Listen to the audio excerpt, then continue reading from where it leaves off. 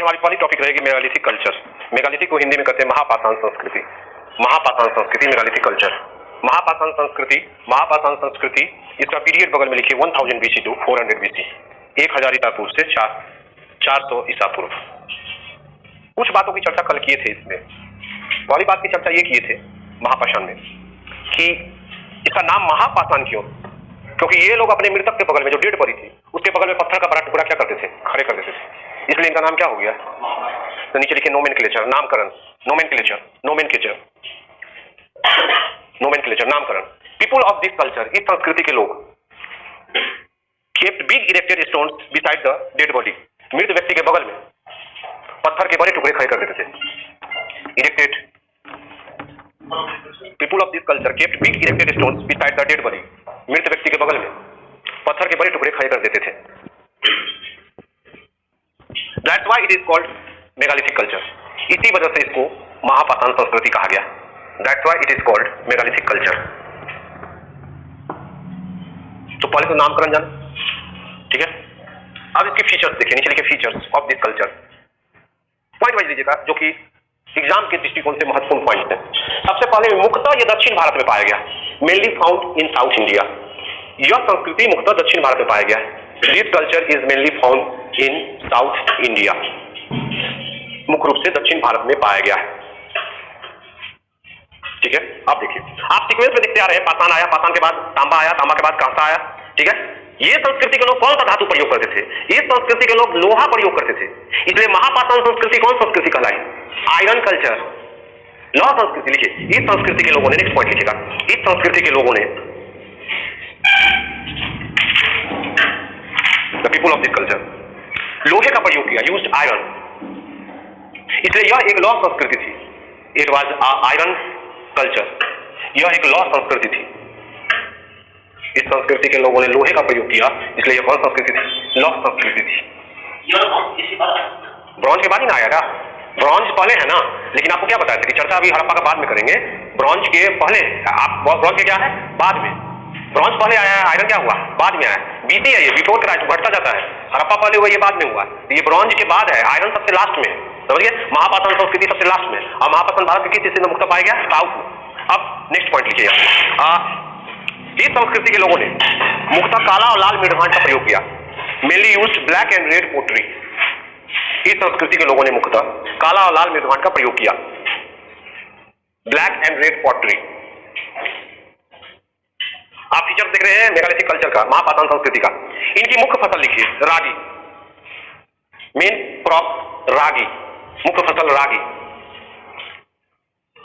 रागी। इनके मुख्य देवता मुरुगन, मुरुगन, मुरुगन, मुरुगन, MURUGN, मुरुगन। आप देखिए,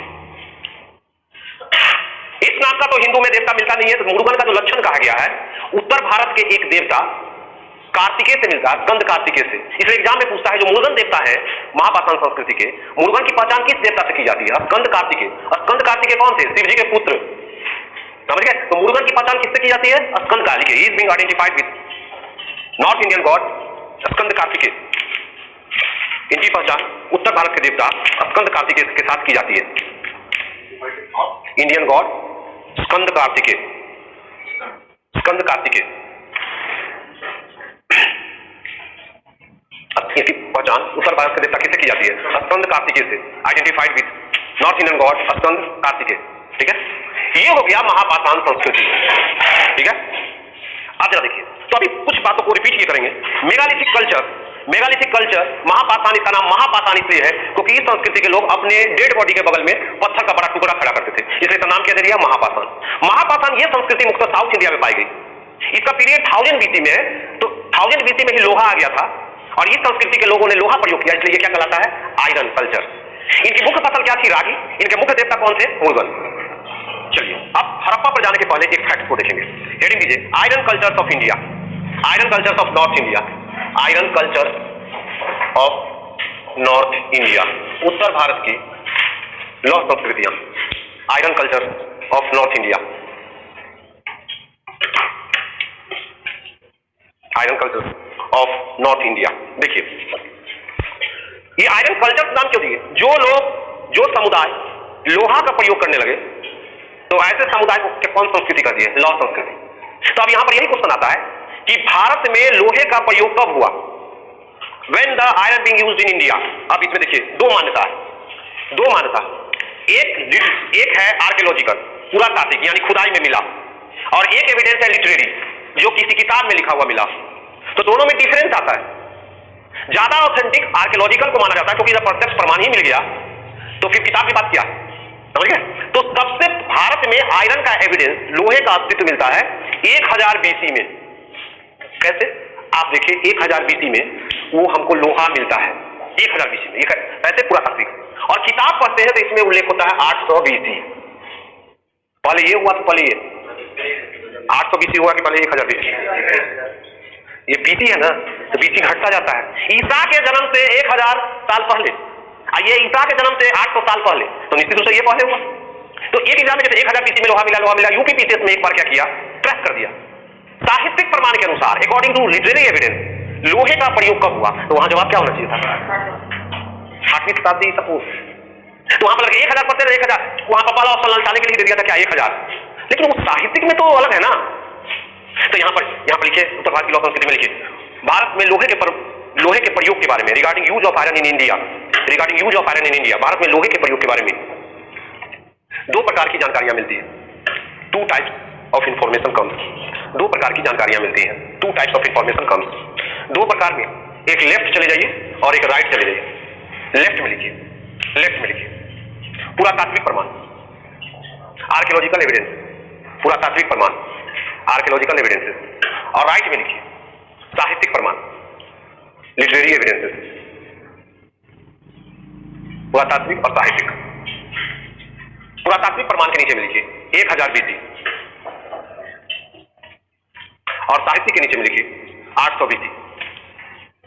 यहां क्लियर हो गया? और ऐसे अगर पूछे आपको, मान लीजिए कुछ नहीं लिखे, भारत में लोहे का प्रमाण कब मिला, तो 1000 BC देंगे, क्लियर कर देंगे 1000 BC।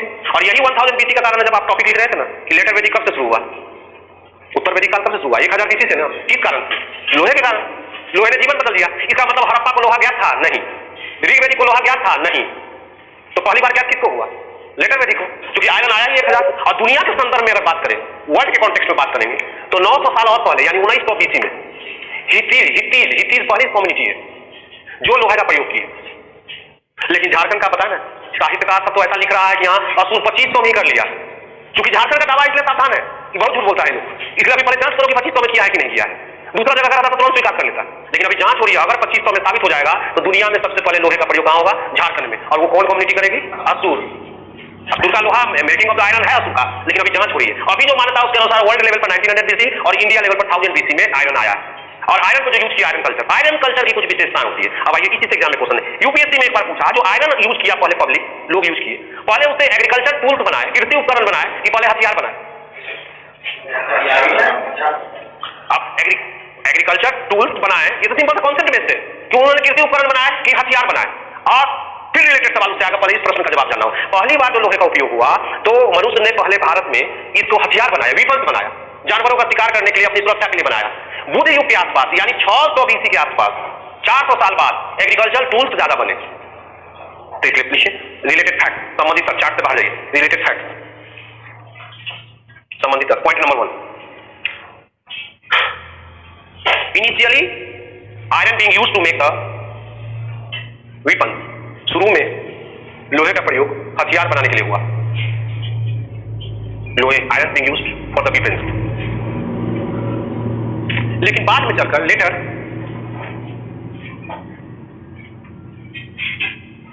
कृषि उपकरण बनाए जाने लगे, agriculture tools being made.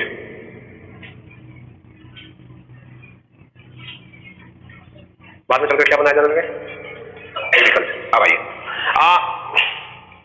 Point number 2 लिखिए। यहां 2 चीजें पूछी जाती हैं आपसे मुख्यतः। 1000 BC में आयरन आया। ये आयरन कल्चर के लोग जो आयरन का यूज कर रहे थे, ये खास प्रकार के मिट्टी के बर्तन बनाते थे। वो कैसे मिट्टी के बर्तन बनाते थे? अभी तो आप ब्लैक एंड रेड आप देख रहे थे फ्रेंड्स, हैं? ये जेपीसी में आया भी हुआ। लॉ संस्कृति के लोग किस प्रकार के मिट्टी के बर्तन बनाते थे? वो एनपीपीडब्ल्यू बनाते थे, northern black polished where, PGW बनाते थे, रेड एंड ब्लैक बनाते थे। ये इसमें जवाब छिपा हुआ है। अभी ऊपर में आपने देखा मेगालिथिक, वो भी एक आयरन कल्चर थी। मेगालिथिक अपवाद है जो ब्लैक एंड रेड बनाती थी। नहीं तो लॉ संस्कृति के लोग एक खास प्रकार के मिट्टी के बर्तन बनाते थे, वो कहलाता था चित्रित धूसर निर्माण, पेंटेड ग्रेवेयर। तो सवाल का जवाब क्या हुआ? प्लीज नेक्स्ट पॉइंट लिखिए।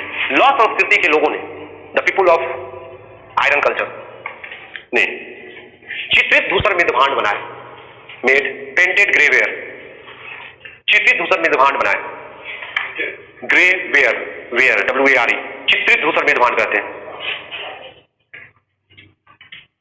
फिल्म्स में तो काम चल जा रहा है कि कैसी भी भाषा हो, मेंस में एक भाषा रहना जरूरी है।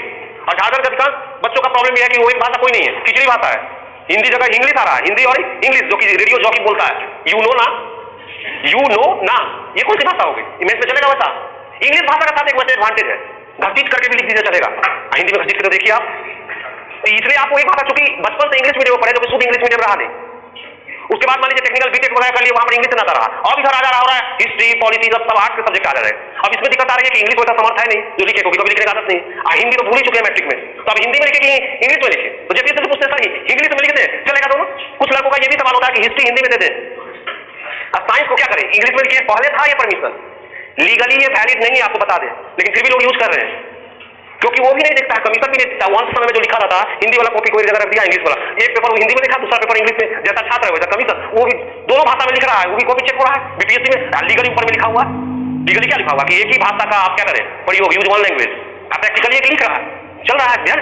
जहां मोटा अक्षर में लिखा हो कि यहाँ भ्रूण परीक्षण नहीं होता है, लोग वहीं बनाना शुरू करते हैं, यहाँ जरूर होता होगा, क्योंकि मोटा में लिखा है, इसलिए वो क्या कर रहा है, ट्रैक देखते हैं ना, जहां लिखा हुआ कि यहाँ गाड़ी खड़ी न करें, देखिएगा वहां गाड़ी खड़े कर रहा है, इंडिकेशन है। ये सब कुछ ऐसे मान्य चीजें जो चलते हैं, वो सब चीजों को छोड़िए, एक भाषा को डेवलप करना होगा। न्यूज पेपर को केवल ठीक से पढ़ते रहिएगा, न्यूज पेपर का जो लैंग्वेज है उसको फॉलो कीजिए, और डिसाइड कर लीजिए पीटी से नौकरी नहीं मिलेगी, मिलती है नौकरी मेन से। इंटरव्यू केवल रैंक दिलाता है, और प्रीलिमिनरी केवल आपको एलिजिबिलिटी देता है मेन एग्जाम देने के लिए। और मेन में एक लैंग्वेज होना जरूरी है, और लैंग्वेज सुधारने के लिए अब क ख नहीं पढ़ सकते। अब अखबार में जो लैंग्वेज आता है उसको गंभीरता से पढ़े, अपने आप हो जाएगा। और सेलेक्ट कर ले कि कौन सा लैंग्वेज हमको लिखना है, ये सेलेक्ट भी करना जरूरी है, हिंदी लिखना है कि इंग्लिश लिखना है, ठीक है। और ये चेक करके आगे बढ़ते रहिए, अगले एग्जाम के बारे में सोचते रहिए। अभी हम लोग बात कर रहे थे कि ये कौन सा निर्माण यूज कर रहे थे, पेंटेड ग्रेवेयर, चित्रित धूसर निर्माण, ठीक है। ध्यान रखिए, ये जो संस्कृति पाई गई है, मुख्य क्षेत्र लिखिए, main areas in north India, उत्तर भारत में मुख्य क्षेत्र, उत्तर भारत में मुख्य क्षेत्र जहां ये संस्कृति पाई गई। नाम लिखिए जगहों का, अही छत्र,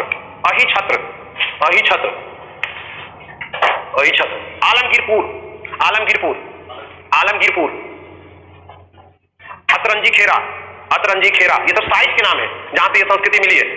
कल पढ़े थे ना, बनास की संस्कृति कहां मिली है? ये कैसी संस्कृति है, कहां से संस्कृति है कि चलकोलिथिक है? जोड़वे कहां था? तो उसी तरह से ये सब साइट मिला हुआ। अही छत्र की संस्कृति लॉ संस्कृति है, वही अतरंजी खेरा। फिर लिखिए रोपर, मथुरा और श्रावस्ती,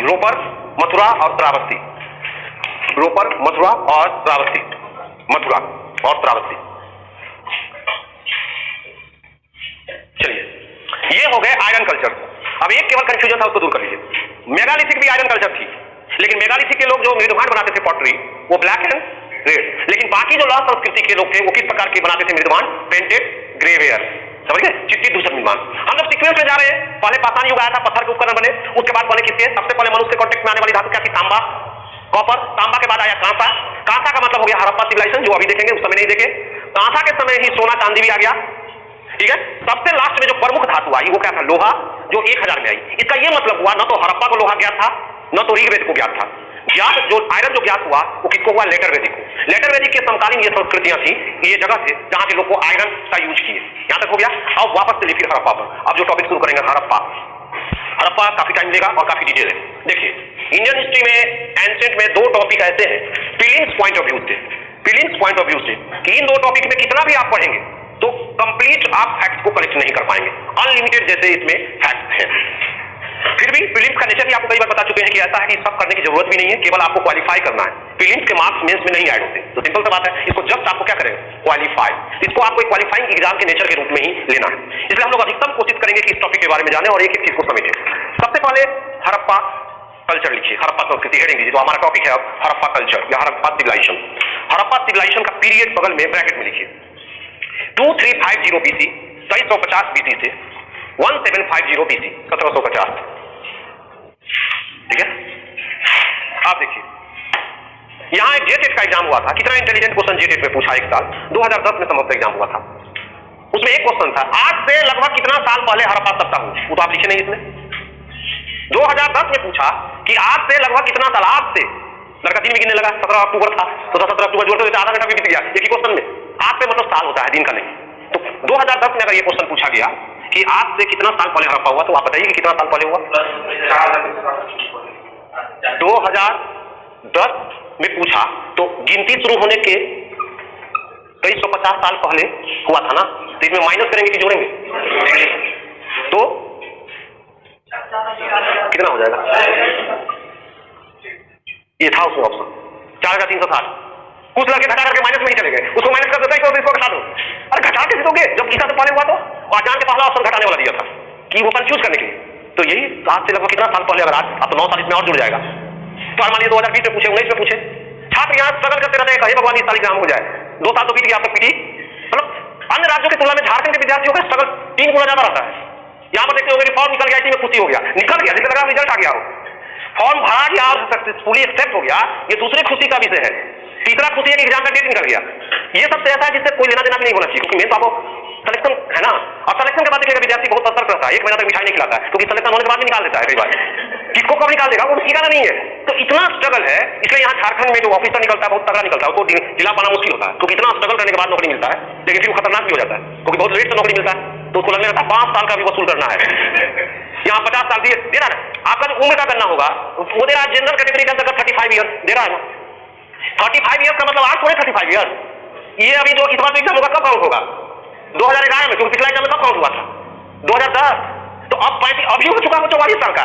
आप झारखंड सरकार के नजर में 35 साल है। नतीजा ये होता है कि जिसका रिजल्ट में मान लीजिए 50 दिया हुआ है, वो 56 साल तक फॉर्म भर रहा है, क्योंकि 2-3 साल एज में मारे हुए हो, अपना डेट ऑफ बर्थ भी कंफ्यूज करके रखे हुए हैं, मान लीजिए 70 में जन्म है तो 72 लिखा, लेकिन फिर भी लड़के खुश है। इसलिए खुश है कि 1 साल में भी बनाकर देखो ना, इतना वसूल लेंगे 1 साल में कि सारा जिंदगी का क्या होगा, मिट जाएगा।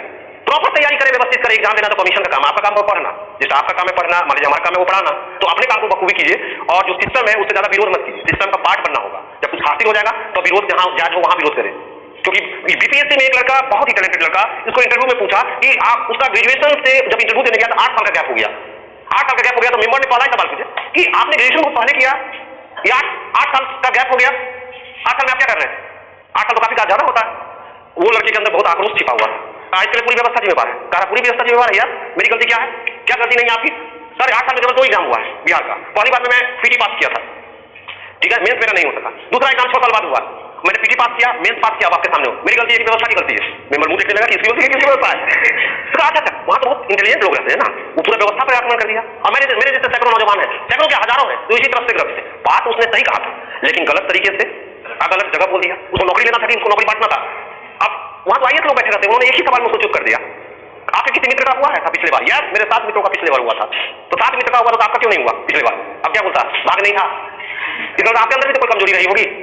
उसके बाद बोर्ड का मेंबर का एटीट्यूड ही चेंज हो गया, उनको रिटेन में जबरदस्त नंबर थे, लेकिन उनको उस समय 150 नंबर का इंटरव्यू होता था, मात्र 42 नंबर उनको मिला, फेल करके वो। अगली बार पता टैलेंटेड होते ही, अगली बार फिर पास की, अभी नौकरी में भी आ रहे, अगली बार एकदम माइंड होगा इंटरव्यू में, कुछ भी है कि कुछ भी एकदम व्यवस्था का समाचार। सरकार कैसा काम करी, सरकार ऐसा काम कर रही है जो आज तक सरकार ने नहीं किया है।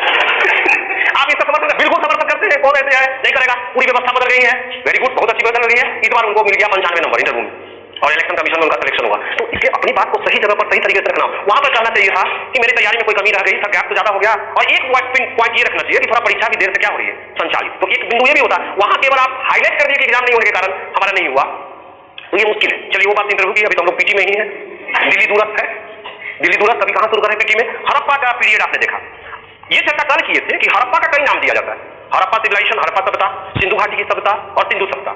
आपको ये भी बताया कि मोस्ट प्रॉपर नेम क्या है, नीचे लिखिए मोस्ट प्रॉपर नेम, जो आपको पहले बता चुके हैं, केवल लिखिए आप मोस्ट प्रॉपर नेम इसका है हड़प्पा ही, most proper name Harappa civilization. क्यों, आपको इसका कारण बताए थे। कारण ये बताया था कि सबसे पहले जहां से जिस संस्कृति का पता चलता है उसका नाम उसी पर रखा जाता है, तो इस संस्कृति का सबसे पहले पता चला कहां, हड़प्पा में, इसलिए इसका नाम क्या रखा गया, हड़प्पा। सिंधु घाटी की सत्ता कहेंगे तो लगेगा केवल सिंधु घाटी में सीमित था, सिंधु सत्ता कहेंगे इसका मतलब सिंधु में सीमित था, तो क्या हड़प्पा कहेंगे तो ये क्यों नहीं होगा हड़प्पा में सीमित था, इसलिए बोध नहीं होगा, क्योंकि जहां से पहली बार किसी संस्कृति का पता चलता है उसका नाम वहां करें, ये परंपरा है, इसलिए इसका सबसे उपयुक्त नाम क्या हो गया, हड़प्पा। अब आइए ध्यान रखिए, हड़प्पा संस्कृति का आपने पीरियड लिखा 2350 से 1750, ठीक है।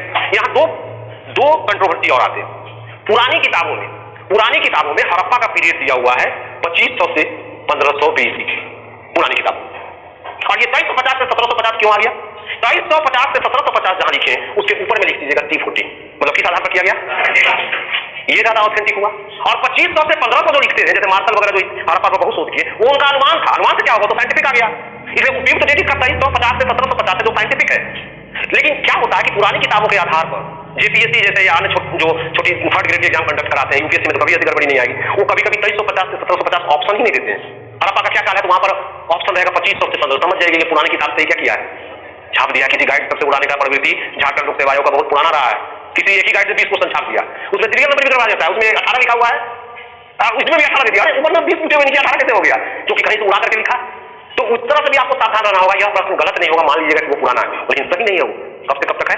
अब आइए मेच्योर फेज, आपसे ये पूछता है कि हड़प्पा का मेच्योर फेज कब था। मेच्योर का क्या होता है, जैसे 2350 से 1750 तक तो ये संस्कृति रही ना, लेकिन इसका परिपक्व अवस्था क्या था। परिपक्व का मतलब है कि जब वो फुल फ्लो में पूरी डेवलप थी, शुरू में रहता है तो वो डेवलप नहीं रहता है, लास्ट में वो डिक्लाइन होने लगता है। तो एक अवस्था आती है ना, ये सभ्यता पर भी लागू होती है, व्यक्ति पर भी लागू होती है, कैरियर पर भी लागू होती है कि एक आपका होता है प्राइम फेज, एक आपका होता है कि इनिशियल फेज, और एक होता है क्या होता है लास्ट फेज। जाकर के ऑफिसर को देखते हैं ना, लास्ट फेज आ जाता है, नेतागिरी करने लगता है, क्योंकि रिटायरमेंट के बाद कहां उसको रास्ता दिखता है। पॉलिटिक्स शुरू में देखिएगा बहुत जिंदगी भर ईमानदार है, अंत में बेईमान हो जाता है, क्योंकि जिंदगी भर ईमानदारी करके अपना रिटायरमेंट के बाद कहां जाएंगे, यही मौका कर लो कुछ।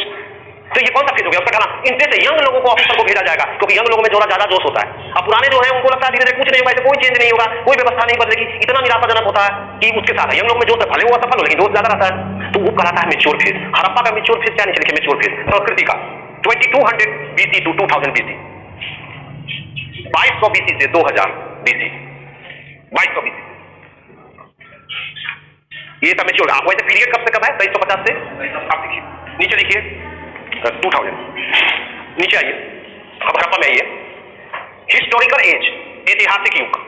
हड़प्पा का क्या है, हिस्टोरिकल एज ऐतिहासिक युग। जैसे जब पाषाण युग की बात कर रहे थे, स्टोन एज की, तो प्री हिस्ट्री इसको बोले ना, तो हड़प्पा को कौन हिस्ट्री बोलते हैं, आपको बताया था कि हड़प्पा को कौन हिस्ट्री बोलते हैं, प्रोटो। प्रोटो मतलब हिंदी उसका होता है आदि इतिहास, इसको प्रोटो का मतलब क्या होगा, ऐसा इतिहास का चरण, first stage of the history, जिसका लिटरेरी एविडेंस तो मिला है, यानी साहित्यिक प्रमाण मिला, यानी इनको लिखने पढ़ने आता था, पढ़ने आता था कि नहीं, लिखने तो जो आता था, लिखने का मिला है, समझे। तो लेकिन वो चीज को आज पढ़ा नहीं जा सका है, तो हड़प्पा की लिपि तो मिली है, पढ़ी नहीं जा सकी, इसलिए हिस्टोरिकली ये कौन एज में, प्रोटो। तो बगल में प्रोटो हिस्ट्री, आदि इतिहास, लिपि मिला है,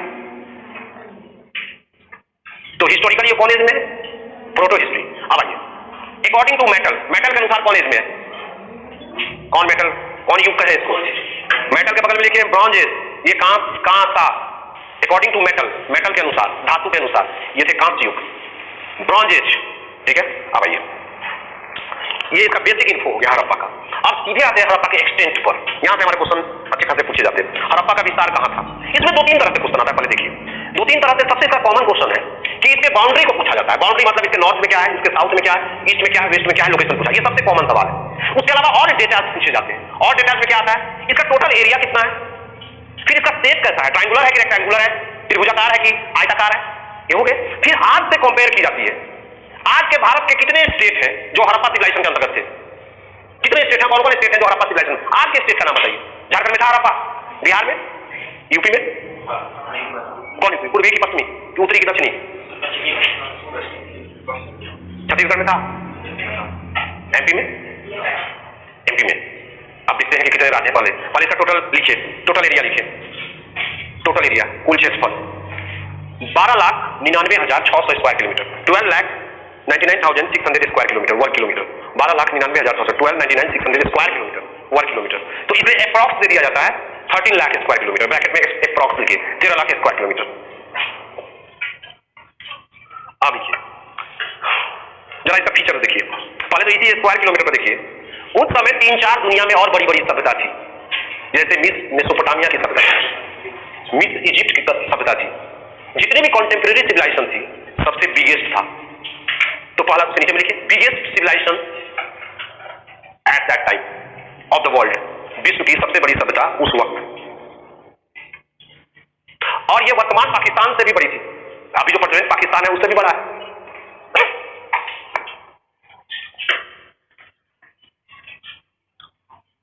अब आइए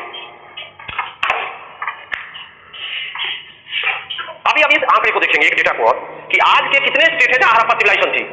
देखिए present state where Harappa civilisation existed, वर्तमान राज्य जहां पर हड़प्पा सभ्यता थी। समझ गए? अब देखिए, किताबी टाइप से नहीं लिखना, कॉमा दे देकर लिखते हैं, ये नोट है पीटी का, और इसको फिर रिवीजन भी करना होगा, इसलिए इस ढंग से लिखे रहिए रिवीजन क्विकली हो जाए। जैसे अब ये 7 स्टेट है तो कैसे लिखेगा, 7 स्टेट को 4 स्टेट को एक लाइन में से करके लिखिए, बगल में 3 स्टेट को लिखिए ताकि रिवीजन सुविधा हो। टोटल 7 स्टेट है। पहला स्टेट लिखिए पंजाब, हरियाणा, राजस्थान, ऊपर से नीचे लिखते जाइएगा, पंजाब, हरियाणा, राजस्थान, गुजरात, 4 एक तरफ लिखे, इधर लिखे 3, गुजरात, जम्मू कश्मीर, महाराष्ट्र और पश्चिमी UP, western UP. Jammu Kashmir, Maharashtra और पश्चिमी यूपी, 7 नहीं हुए? पंजाब, हरियाणा, राजस्थान, गुजरात 4 हो गए, जम्मू कश्मीर, महाराष्ट्र और पश्चिमी यूपी 7 हो गए, 7। तो आप देखिए मध्य प्रदेश है, क्यों बोल दिए? अपने मन से अंदाज, यहाँ अंदाज लगाना बहुत तो है झारखंड के बच्चे इतने कॉन्फिडेंस रहते एग्जाम हॉल के अंतर्गत। कैसा गया एग्जाम? 1 मिनट का खराब नहीं जाता एग्जाम, रिजल्ट केवल खराब होता है। कितना बनाया? जितना था बना दिया, 100 बना दिए, कितना सही होगा? टेम्पो में बैठने के साथ 5 क्वेश्चन गलत, घर आते आते 10 और गलत, मिलाना शुरू किया तो 20 और गलत। इतना गुस्सा में मोबाइल ऑफ करके क्या किया? क्योंकि ओवर कॉन्फिडेंस भी सही चीज नहीं है, ग्राउंड लेवल पर कॉन्फिडेंस सही चीज है, ओवर कॉन्फिडेंस सही चीज नहीं है। बेसिक ठीक रहेगा, कॉन्सेप्ट बेस्ड तैयारी रहेगी, एक बार प्रीलिम्स की ओवरऑल तैयारी हो जाएगी तो कभी भी प्रीलिम्स में दिक्कत नहीं, क्योंकि ये सबसे इजीएस्ट पार्ट है तीनों फेज का, सबसे इजीएस्ट पार्ट है। इसके बाद इजी पार्ट है इंटरव्यू, और सबसे कठिन पार्ट है मेंस, जहां पर रिटेन लिखना है, जो बचपन से कभी लिखे ही नहीं, तो वो सबसे ज्यादा दिक्कत है। समझ गए? तो इसलिए देखिए वो कठिन पार्ट है। अभी आपने देखा 7 स्टेट है जहां पर है, कहां नहीं है वो याद करना तो कठिन है, क्योंकि 29 राज्य है, कहां है वो याद करना आसान है। अब एक प्लस का चिन्ह बनाइए, नॉर्थ, साउथ, ईस्ट और वेस्ट, देखिए इसका क्या प्लस का बड़ा चिन्ह बनाइए। इसका ऊपर में लिखिए नॉर्थ एंड नीचे लिखिए साउथ, ऊपर नॉर्थ, नीचे साउथ, इधर ईस्ट लिखेगा और उधर वेस्ट लिखेगा। वेस्ट, नॉर्थ में ये कौन, हड़प्पा का सबसे उत्तरी क्षेत्र कौन था? वहां लिखिए मांडा,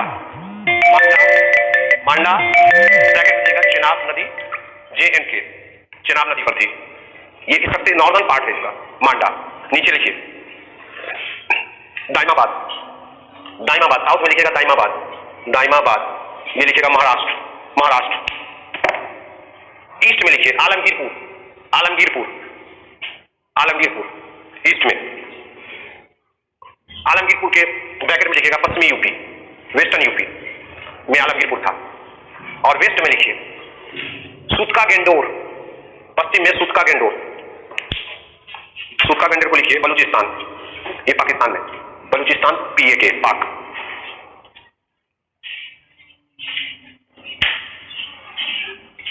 अब देखिए 1 मिनट के अंदर याद होगा, थोड़ा खाली गौर कीजिएगा जो मैं बता रहा हूं। तो इसकी उत्तरी सीमा कहां है? मांडा। दक्षिणी, अब देखिए याद करने में आसान, 2 से दक्षिण, 2 से मैं बता दूंगा ना, हिंदी इंग्लिश मिला के चलिए, 2 से दक्षिण, 2 से क्या हो गया? तो हमारा अभी दक्षिणी सीमा क्या थी? उत्तरी महाराष्ट्र तक गया है, इसका मतलब गुजरात था कि नहीं? ज्योग्राफी कमजोर, पता ही नहीं कि गुजरात ऊपर है कि महाराष्ट्र, निश्चित है। इसलिए आप देखिए महाराष्ट्र तक गया, इसका मतलब केरल में है।